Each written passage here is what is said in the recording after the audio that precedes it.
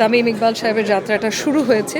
So আমি আশাবাদী যে ওনার নেতৃত্বে বিসিবি এবং ক্রিকেটের যে জায়গাটা আছে বাংলাদেশে সেটাতে উন্নতি হবে। চেষ্টা করে না সিদ্ধান্ত নেওয়ার আগে যে কমিটির দায়িত্বগুলো আমরা পেয়েছি সবার সাথে আলাপ আলোচনা করেই আমাদের সিদ্ধান্তগুলো নেওয়া হচ্ছে।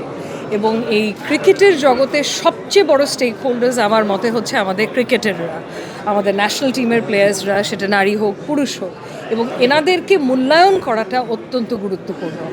সো সেই মূল্যায়নটা দিয়েই তামিম ইকবাল সাহেবের যাত্রাটা শুরু হয়েছে।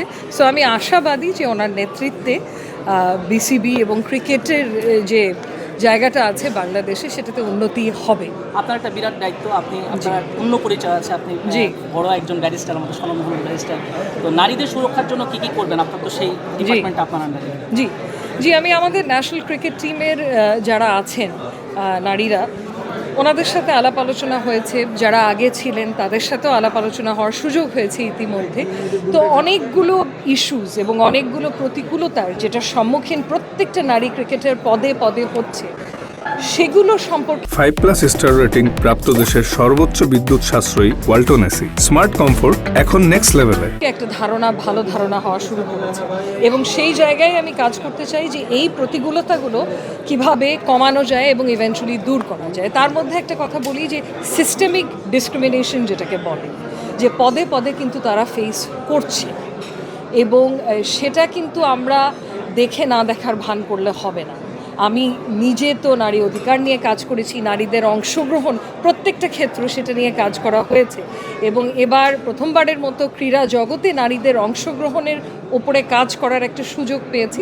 সো আমি আশা করছি আমাদের যে 3 মাস দিয়েছে দায়িত্বটা, তখন কিছু হলেও কিছু সিস্টেমিক চেঞ্জ বা কিছু সিস্টেম আমি I want to put in place. যেরকম ধরেন অ্যান্টি হ্যারাসমেন্ট একটা পলিসির কথা আমরা ভাবছি, যেটা শক্ত করে থাকতে হবে বিসিবির মতো একটা প্রতিষ্ঠানে, যাতে কোনো ধরনের হয়রানি, আমি যৌন হয়রানির কথা বলছি না, কোনো ধরনের হয়রানির সম্মুখীন আমাদের ক্রিকেটার্সরা না ফেস করতে হয়।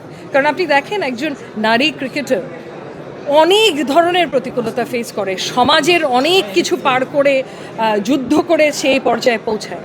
তারপরে যদি পরিবেশটা আমরা তাদেরকে না দিতে পারি যেখানে নিরাপদে তারা ফ্লারিশ করতে পারে, তাহলে কিন্তু তাদের যে সত্যিকার অর্থে পোটেনশিয়াল আছে কখনোই বাংলাদেশ পাবে না, এবং এটাতে তো বাংলাদেশই পিছিয়ে যাবে।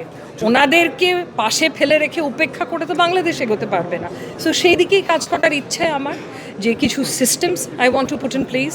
অ্যান্টি ডিসক্রিমিনেশন পলিসি বলেন, তারপরে অভিযোগ দায়ের করার যে প্রসিজিওরগুলো আছে সেই প্রসিজিওরগুলোতে ট্রান্সপারেন্সি আনা, এবং আরও সহজ করা প্রসিজিওরটাকে, যাতে সবাই জানে যে আমি যদি সংক্ষুব্ধ হই তাহলে আমি কোথায় কমপ্লেনটা ফাইল করব, অভিযোগটা, এবং কি ধরনের এনকোয়ারি করা হবে। এই পুরো ব্যাপারে স্বচ্ছতা নিয়েও কাজ করার ইচ্ছে আছে। আপনাকে 3 মাস পরে পাবো কিনা আবার নির্বাচনের মাধ্যমে?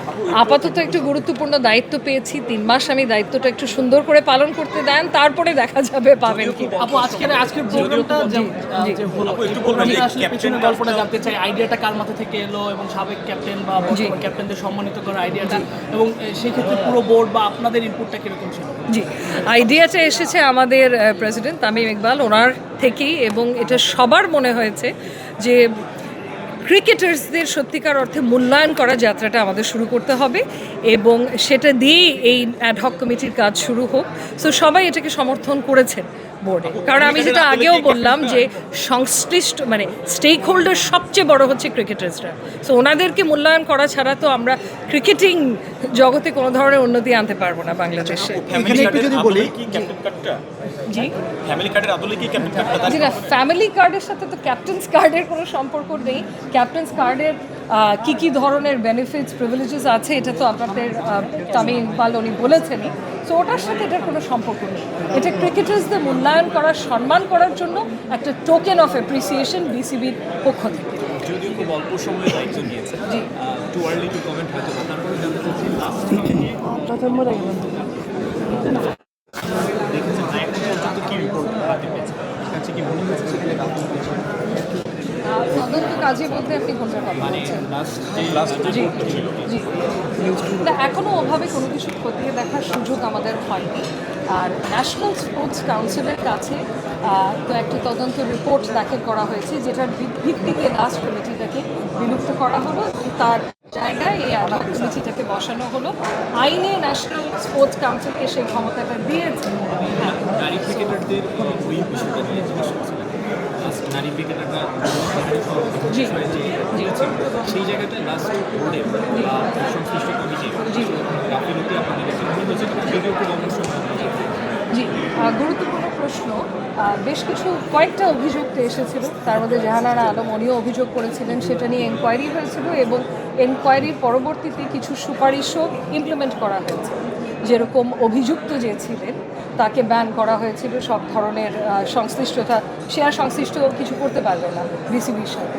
সো এই ব্যাপারে এনকোয়ারি কমিটির রিপোর্ট বা সিদ্ধান্তগুলো আমার কাছে এসে সবে পৌঁছাবে। সো এগুলো হয়তো আমরা খতিয়ে দেখব যে যা সিদ্ধান্ত নেওয়া হয়েছিল সেটা কি অ্যাডেকুয়েট ছিল কি না, নাকি আরও কিছু করণীয় ছিল।